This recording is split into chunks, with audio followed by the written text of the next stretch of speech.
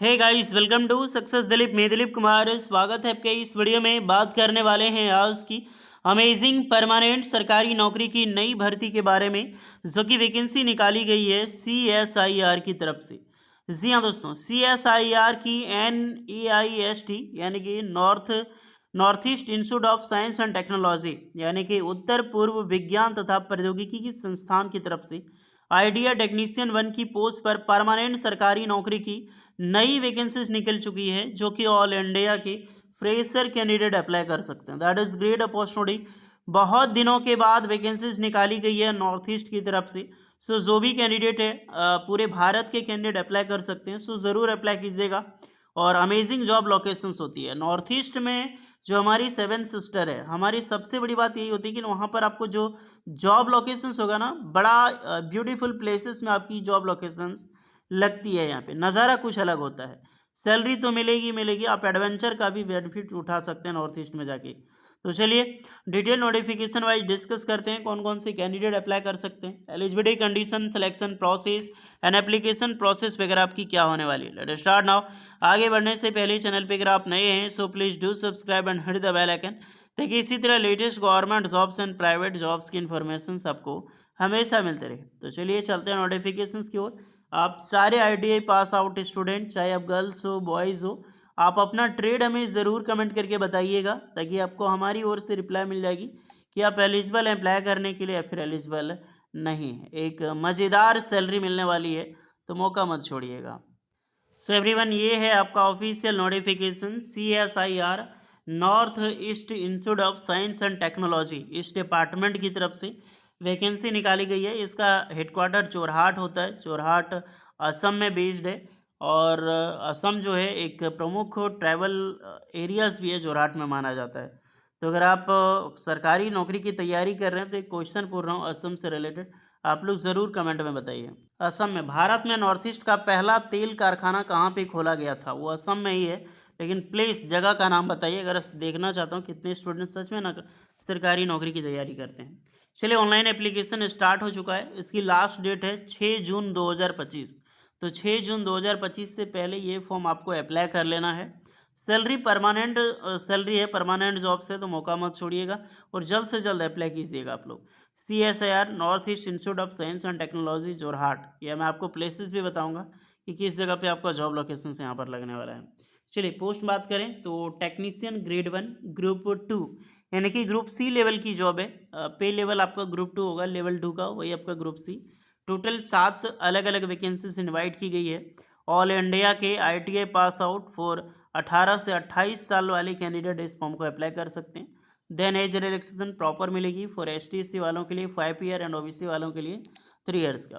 Total involvement जो आपका salary मिलने वाला है, तो लेवल 2 19,900 से लेकर 63,200 पे लेवल 7 के अनुसार होगी। TA DA HRA लगा के एज अ स्टार्टिंग पेमेंट आपकी होगी, तो अप्रॉक्सीमेटली यहाँ पर 40,000 प्लस स्टापन जो एज अ स्टार्टिंग, जब आप ज्वाइनिंग करोगे तब आपकी पेमेंट होगी, जो कि एक अमेजिंग सैलरी होती है। ओके, चलिए बातें हैं क्वालिफिकेशन एंड ट्रेड से रिलेटेड। तो पहली वैकेंसी टेक्नीशियन ग्रेड 1, 3 पोस्ट है, जहाँ पर ऑल इंडिया 10th पास प्लस ITI सर्टिफिकेट अप्लाई कर सकते हैं फॉर प्लम्बिंग, यानी कि ITI प्लम्बर ट्रेड में आपने कर रखी है तो बिल्कुल आप यहाँ पर अप्लाई कर सकते हैं। याद रखिएगा ITI ट्रेड होनी चाहिए। अगर आपने 10th पास करके आप अप्लाई करना चाहते हैं तो 2 ईयर का आपका पास एक्सपीरियंस ज़रूरी है। ITI वालों के लिए कोई एक्सपीरियंस नहीं मांगा गया है। 10th पास वाले अप्लाई करना चाहते हैं तो 2 साल का आपके पास अप्रेंटिसशिप होना चाहिए, नहीं तो सीधी सी बात है आपका मिनिमम 3 ईयर का एक्सपीरियंस होना चाहिए। या तो 2 साल का अप्रेंटिसशिप, नहीं तो 3 साल का एक्सपीरियंस। बाकी बात ITI में बिल्कुल फ्रेशर एलिजिबल है। टेक्नीशियन दूसरी पोस्ट निकल के आती है ITI इलेक्ट्रिशियन की वैकेंसीज। तो ITI इलेक्ट्रिशियन ट्रेड एलिजिबल है, अथवा ITI अप्रेंटिसशिप इलेक्ट्रिशियन के साथ, एंड ITI 3 ईयर का इलेक्ट्रिशियन एक्सपीरियंस, और 55% आपका परसेंटेज होना चाहिए। दूसरी ITI वेल्डर के लिए एक वैकेंसी निकाली गई है, तो ITI 2 ईयर वेल्डर के ट्रेड अप्लाई कर सकते हैं। नेक्स्ट रिक्रूटमेंट टेक्नीशियन ग्रेड 1, दूसरी है mason and construction and would working sector. तो ये भी एक ट्रेड होता है, मेसन ट्रेड वाले अप्लाई यहाँ पे कर सकते हैं। ITI पास आउट कैंडिडेट, नहीं तो 10th पास के साथ 2 साल का अप्रेंटिसशिप, नहीं तो 3 साल का एक्सपीरियंस। टेक्नीशियन की है तो कोपा की vacancy, ITI COPA trade eligible है। क्वालिफिकेशन में देख लेता हूँ। अब ITI कोपा जो किए हैं ट्रेड से, वो फ्रेशर अप्लाई कर सकते हैं। 10th पास वाले अप्लाई करना चाहते हैं, 2 साल का कोपा में अप्रेंटिसशिप चाहिए, नहीं तो 3 साल का आपका कंप्यूटर एप्लीकेशंस में आपका एक्सपीरियंस ज़रूरी है। तो अपनी क्वालिफिकेशंस देख ली। ट्रेड टेस्ट आपका फर्स्ट स्टेज ट्रेड टेस्ट ज़रूरी है, आपका ट्रेड टेस्ट होगा। दूसरा स्टेज आपका जो होगा कॉम्पिटिटिव रिटन एग्जाम्स होगा, OMR बेस्ड होगा, नहीं तो CBD एग्जाम्स होगा। Number of medium exam totally by language होगा। 10+2 सिस्टम यानी कि ITI सिस्टम के स्टैंडर्ड का आपका एग्जाम्स होगा। 150 क्वेश्चन, 2.5 घंटे की टाइम आपको इसमें मिलती है, जिसका भी 3 पेपर होता है। पेपर 1 आपका मेंटल एबिलिटी टेस्ट, 50 क्वेश्चन पूछा जाता है 100 मार्क्स का, और there will no negative marking, तो स्टेज 1 में कोई नेगेटिव मार्किंग नहीं होता है। पेपर सेकंड आपका general awareness and English language होगा, 25-25 क्वेश्चन का, 75-75 मार्क्स का, यानी कि एक क्वेश्चन इसमें 3 मार्क्स का होता है। एक नेगेटिव मार्किंग यहाँ पर रहने वाला है, यानी कि 1/3 के हिसाब से रहेगा। देन पेपर थर्ड आपका रहने वाला है, जो कि टाइम अलॉटेड रहने का 1 घंटा, और कॉन्सर्ट सब्जेक्ट यानी आपका ट्रेड से क्वेश्चन पूछा जाएगा। मान लीजिए आपका ट्रेड इलेक्ट्रिशियंस है, फिटर है, मशीनिस्ट है, जो भी आपका ट्रेड है एग्जाम्पल के लिए, तो 50 क्वेश्चन रहेगा। टोटल 150 मार्क्स का इसका एग्जाम्स होने वाला है, जिसमें कि 1 नेगेटिव मार्किंग आपका रहेगा, यानी 1 क्वेश्चन यहाँ पर 3 नंबर का पूछा जाएगा। 30 मिनट, 1 घंटा, 30 मिनट यानी 1 घंटा के हिसाब से आपका टाइम डिवाइडेड यहाँ पर होगा। सो आपने सिलेबस भी जान लिया। अब जो भी इंटरेस्टेड कैंडिडेट है, फॉर्म ज़रूर अप्लाई करें। और इसकी फॉर्म की ओर चलिए बात करते हैं कि फॉर्म की क्या प्रोसेस रहने वाली है।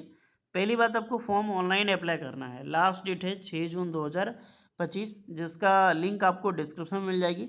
और एप्लीकेशन चार्ज आपका लगने वाला है RS 500, 500 रुपये एप्लीकेशन चार्ज होगा, जो कि SBI कलेक्ट के माध्यम से आपको पेमेंट करना है। SBI कलेक्ट आपका डिस्क्रिप्शन में भी लिंक मिल जाएगी, इसके ऑफिशियल वेबसाइट पे भी SBI कलेक्ट की लिंक मिलेगी। एक इंपॉर्टेंट होता है, ऑनलाइन SBI कलेक्ट के जरिए भी आप पेमेंट कर सकते हैं।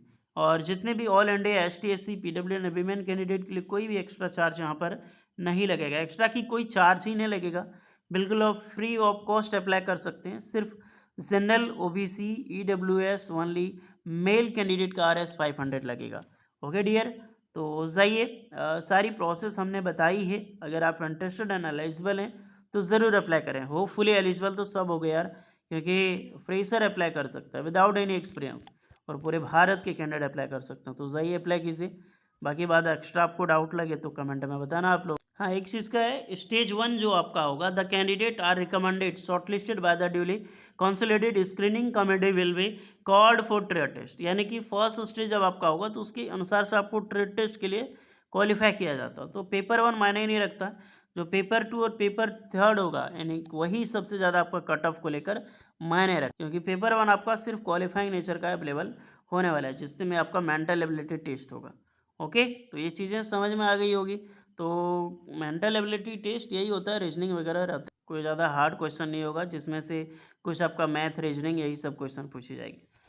तो समझ में आ गई होगा सिलेबस। फिर भी डाउट हो तो कमेंट में बताना। मिलते हैं नेक्स्ट वीडियो में, तब तक के लिए जय हिंद।